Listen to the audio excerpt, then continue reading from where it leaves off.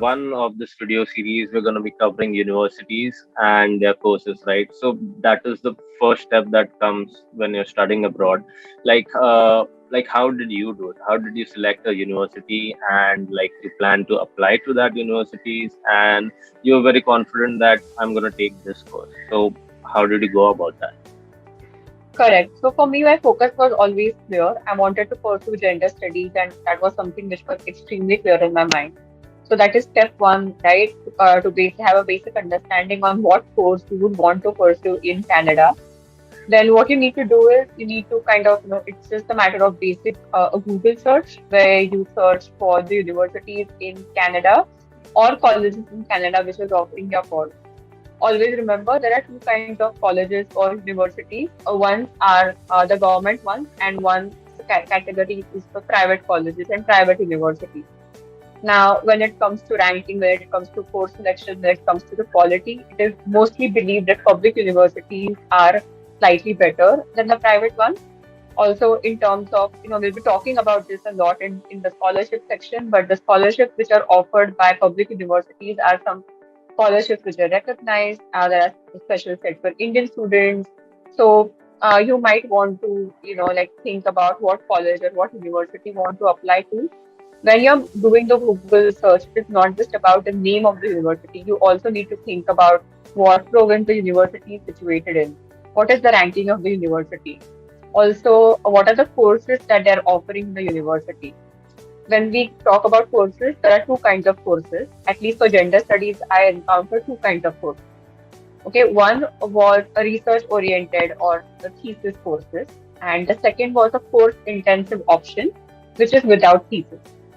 So, depending upon your future goals, academic goals, or depending on your future journey, what you want to pursue, like do you want to work or do you want to continue with your PhD, you can think about is the course intensive option better for you or is the research intensive option better for you?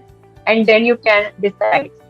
Apart from that, you also need to perhaps look a little bit into under the same subject. For example, I've chosen gender studies. So, what are the papers that a particular university is offering? Are the papers being offered to your liking? What is the kind of research support you might get? So, in Canada, when you're selecting your universities, a lot of them also require you to find your own research supervisors. How do you find a research supervisor? You browse through the faculty list that the university is offering, and you try to look for a supervisor whose area of interest or whose work interest is kind of aligned to your research interest. So that is the second step. The third important thing that you need to do while choosing universities and your courses is to attend, so there's something called as an open day. So Canadian universities host open days which are virtual. You can contact, you keep a tab on the website for any open days that any particular university might have. The timings are slightly odd because of the time difference, but I assure you that it is something which is extremely crucial and it gives you a lot of information about the faculty, about the department.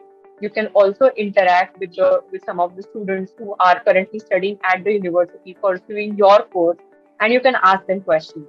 All of this becomes relevant. You can ask them what are the kind of internships that are available, or what are the kind of extracurricular activities that one can do with the faculty, and like you can get a lot of clarity on the assessment pattern. The education system here in India is very different from the education system in Canada. So, like you can ask the faculty how many papers you think is okay for you to take on in one semester so that you fit well into the Canadian education system. So, these are some of the practical questions you can get tackled. You can also ask the current students about their experience at the university. How easy or difficult was it for them to assimilate? You can also kind of, like have an idea of what your cohort or what your class is going to look like. How many like people of color and how many white people are attending the university. So all of this will give you an idea of your comfort level and your goals and how well you fit into the university standards that are being presented to you. So this is how I went through sifting through the universities and courses. Right. So you've been through, I guess, I'm guessing you've been through a lot of open days to narrow down on the single option that you have. So, what Correct. university have you applied to after your meticulous selection process? Right. So, okay, that's another thing, right? You apply to a lot of universities out there, uh, because like that's how it is. And uh, so I applied to. There are three, four provinces which I narrowed down. One was, of course, British Columbia. Second was the Ontario province, and the third was Nova Scotia. So I targeted universities in these provinces primarily because for me, for my comfort level, according to the temperatures of these provinces, what job opportunities do these provinces offer? So I did a little bit of futuristic thinking in terms of, okay, if I graduate from this university, then how does my future look like in that particular province? You know, Right. so I was very careful while considering these things, and that's how I applied. So I think I must have applied to about 6 to 7 universities in Canada. So, I guess this covers it for the university and the courses selection part. So stay tuned, guys, for part two of this video, which would cover your exams and scholarship. Like after selection of your university, you should know what exams your university accepts, and on that behalf, your preparation for the exam starts. So I'll see you in the next one. Thank you.